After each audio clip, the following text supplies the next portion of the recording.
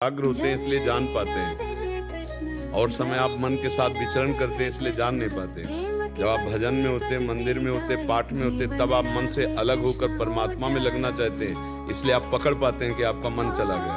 और जब आप भजन में नहीं होते तो मन के साथ होते, इसलिए पकड़े कौन? चोर के साथ चोर मिला हुआ है तो फिर पकड़े कैसे? पकड़े तो जब उससे अलग हटकर। तो जब आप भजन में होते हो फिर भागता है तब आप पकड़ पाते हो। जब आप पाठ में होते हो या भगवत चिंतन में होते हो फिर मन भागता है तब आप पकड़ पाते हो। भागता तो हर समय है, लेकिन जिस समय आप भजन में नहीं होते उस समय आप उसके साथ होते हो। ये विषयी पुरुष, ये जो धर्म विरुद्ध आचरण कर, उनको पता थोड़ी है कि हमारा मन हमारे साथ धोखेबाजी कर रहा है। वो तो मन जैसा कर रहा है वैसा कर रहे हैं, बड़े मौज का अनुभव करते हैं कि जैसा हम मन में आता है वो खाते हैं, वो पीते हैं, वो करते हैं। यार हम परम स्वतंत्र हैं, वो मन के तदात्म्य में है। जब आप भजन में लगते हो तब उस मन से कूड़ा करकट निकलता है, तो गंदी गंदी बातें बाहर निकलती हैं। आपको लगता है इस समय मन गंदी गंदी बातें क्यों सोचता है? सोचता नहीं। जैसे झाड़ू लगती है, अब यहाँ गंदगी नहीं दिखाई दे रही, लेकिन अभी हटाया जाए और सोनी लगाया जाए तो कूड़ा निकलेगा, पोछा लगाया जाए तो गंदा हो जाएगा कपड़ा। तो ये नाम जप है, ये जो अध्यात्म है, ये मन को निर्मल करता है। तो जब हम भजन में लगते हैं तो हमारे अंदर की मन की गंदगी निकलती है, और उस समय मन जब भागता है तो हम चूंकि एकाग्र हो रहे हैं तो हमारी पकड़ में आ जाता है। और जब हम विषयों में ही खेलते होते हैं तो मन को पकड़ नहीं पाते हैं। भजन करने से मन की गंदगी निकलती, तो जब हम भजन में बैठेंगे तो आप देखना उस समय वो गंदी बातें जो है वो निकल रही, तो साधक न जानने के कारण परेशान हो जाता है। हम उसको बिल्कुल आधुनिक शब्दों में समझाया कि जैसे हमें कोई मैसेज डिलीट करना है, तुम्हारे सामने आएगा ना, सामने ही तो आता है ना, तभी तो हम उसको डिलीट करते हैं। ऐसे ही हमारे मन में ये बहुत पुरानी चिप है, बहुत जन्मों के भरे हुए हैं, काम क्रोध लोभ मोह मद मत्सर। तो हो सकता है कि 1 करोड़ बार वही काम की वृत्ति की मैसेज आवे, एक डिलीट किया फिर वही काम, फिर वही डिलीट करो, फिर वही काम। तो 10वें वर्ष भजन करने पर वही बार बार वृत्ति, वही बार बार वृत्ति आती। साधक समझ नहीं पाता कि बार बार वही वृत्ति क्यों आती। वो वृत्ति नहीं है, 10,000 बार हमारे द्वारा वही क्रियाएं हुई हैं अनेक जन्मों में, वो सब भरा हुआ है मन में संस्कार। धीरे धीरे धीरे धीरे जब भजन करते करते शांत, जहाँ निर्मल मन हुआ तहाँ भगवान का साक्षात्कार हो जाता है। अभी तो बहुत कूड़ा करकट भरा हुआ है, बहुत भरा हुआ है, काम के, क्रोध के, लोभ के, मोह के, मद के, मत्सर के, न जाने कितने हमारी स्फुरणाएं वासनाएं हैं, वो भजन के द्वारा धीरे धीरे शांत होती है, नष्ट होती है। तो उपासक विचलित ना हो, उस समय धैर्य पूर्वक लगा रहे कि अब ये नष्ट हो रहे हैं। और नाम जप में मन लगे न लगे तुम चिंता न करो। जैसे अग्नि को भाव से छुओ या गुस्सा हो के छुओ या कोई दूसरा छुआ दे या भूल से छू जाए, वो जला देगी, क्योंकि उसमें दाहिका शक्ति है।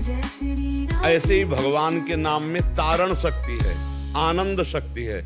चाहे भाव से जपो, चाहे, इसीलिए गोस्वामी जी ने लिखा है, भाव कुभाव अनख आलस हूँ, नाम जपत मंगल दिशि दश हूँ। चाहे भाव से जपो चाहे कुभाव से जपो, वो आपके पापों का नाश करके आपको आनंद प्रदान करेगी। पर हमें बहुत काल तक सातु दीर्घ काल निरंतर सत्कार सेवितो दृढ़ भूमि, हम दीर्घ काल तक सम्मान पूर्वक निरंतर नाम जपने का अभ्यास करें तो बहुत जल्दी आनंद की प्राप्ति हो जाए।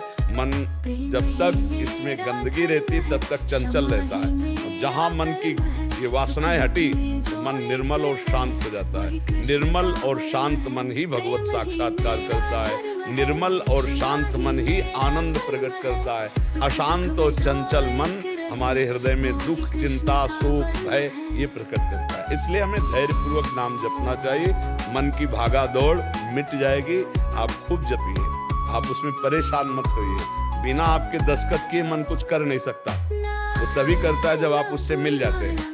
आप मत मिलिए, वो गलत सलाह दे रहा, आप मत मिलिए, अपने आप को स्फुरना आएगी, शांत हो जाएगी, आपका बिगाड़ नहीं पाएगा। मन कह रहा है इनकी जेब से 100 रुपया निकालो, हमें नहीं, क्या कर पाएगा वो?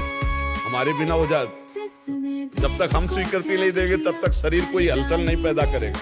बस इतना ही संभालना है। पर हम लोग मन को इतना प्यार करते हैं कि वो कहता है ऐसा, तो हम वैसे ही करने लगते हैं। ये जितनी जेल भरी है ना, ये सब मन की सलाह में ही भरी है। मन ने अनुमति दे दी और हम उसके सहयोग में हो गए, हमारी दुर्गति हो गई। और वही बन भी जलाता है कि यार बहुत गलत हो गया।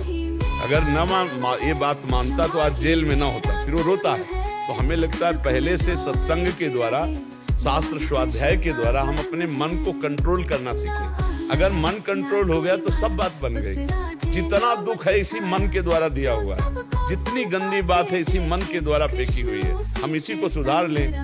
मन निर्मल, वैसे गांव की भाषा में कहते हैं मन चंगा तो कटौती में गंगा, नहीं कहते। अगर तुम्हारा मन पवित्र है तो कहीं जाने की जरूरत नहीं है, और मन अपवित्र है तो कहीं चले जाओ, वो सब जगह अपवित्रता ही फेंकेगा। इसलिए मन को पवित्र करने के लिए हम बार बार, इसलिए हमारे हर उत्तर में नाम जप जरूर होगा। आप नाम जप कीजिए, नाम जप कीजिए, क्योंकि नाम ही सर्व पापों का नाश करके आपको पवित्र करेगा। एक कलिकाल है, यहाँ दूसरा साधन नहीं होने वाला। होम, ध्यान, यज्ञ ये सब अब नहीं होने वाला। बहुत इस समय और किसी साधना से सिद्धि नहीं प्राप्त होगी, एकमात्र भगवान का नाम है।